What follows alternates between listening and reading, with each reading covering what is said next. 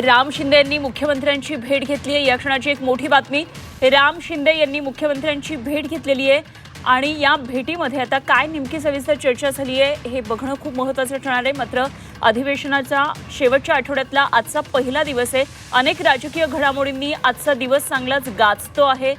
एक तर सध्या सातारा जिल्हा परिषद निवडणुकीच्या संदर्भात शिवसेना आणि भाजपमध्ये जो एक तणाव आज विधान परिषदेमध्ये पाहायला मिळाला, या संदर्भात मुख्यमंत्र्यांची आणि राम शिंदेंची ही भेट होती का हे बघणं अत्यंत महत्त्वाचं असेल।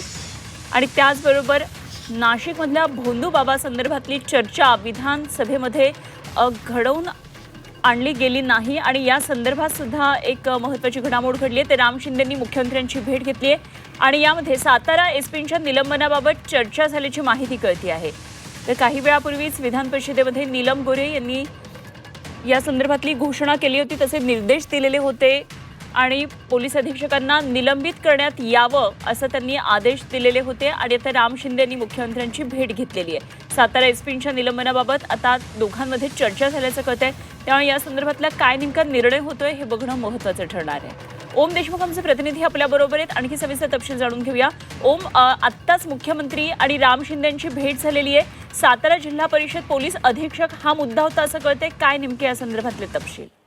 खरं तर सातारा जिल्हा परिषद निवडणुकीमध्ये झालेल्या प्रकारानंतर जिल्हा परिषदेच्या या निवडणुकीतल्या प्रकारात जिल्हा पोलीस अधीक्षकांच्या भूमिकेवरून जी काही चर्चा झाली त्यामध्ये त्यांचे निलंबन करण्यात याव्याचे अशा प्रकारचे निर्देश विधान परिषदेमध्ये उपसभापतींकडून दिले गेले।